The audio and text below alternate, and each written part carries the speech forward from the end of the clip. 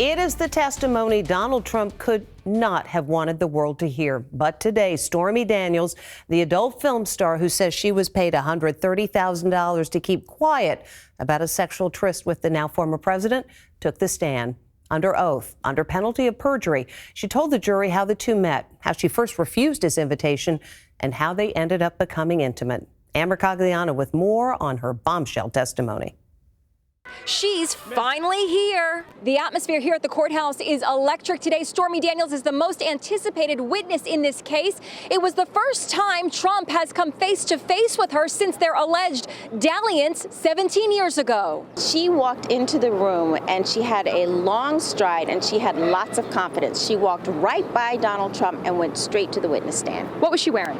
She was wearing all black and it looked like a jumpsuit. It was flowing and she had her hair up and it was half dark, half blonde. Mr. Trump says he learned that Stormy would be testifying only hours before she took the stand. This is unprecedented. No time for lawyers to prepare. He vented on social media. Stormy began by describing how she first met Trump in 2006 at a golf tournament in Lake Tahoe. Later that day, she says Trump's trusted bodyguard, Keith Schiller, invited her to have dinner with Trump in his suite at the hotel. She says Trump was waiting for her dressed in satin pajamas. Does Hugh Hefner know you stole his pajamas? She says she told him. She testified that they talked about Melania.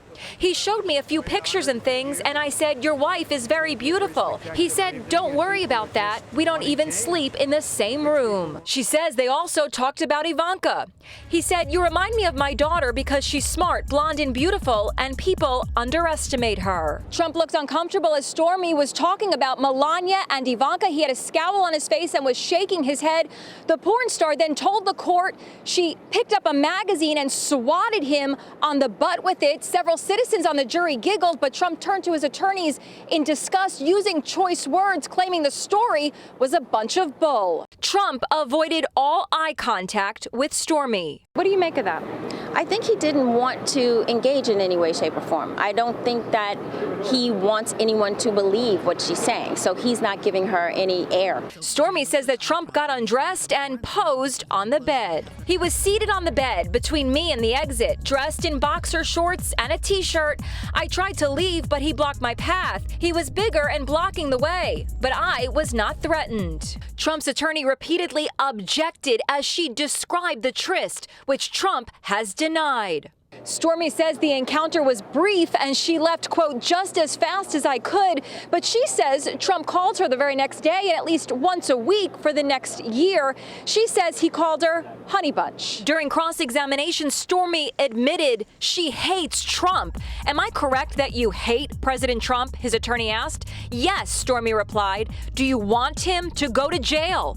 "I want him to be held accountable." "You want him to go to jail? If he's found guilty, yes." At the end of the day's testimony, Trump had this to say. This was a very big day, a very revealing day. As you see, the case is totally falling apart. At one point today, Mr. Trump's lawyers demanded a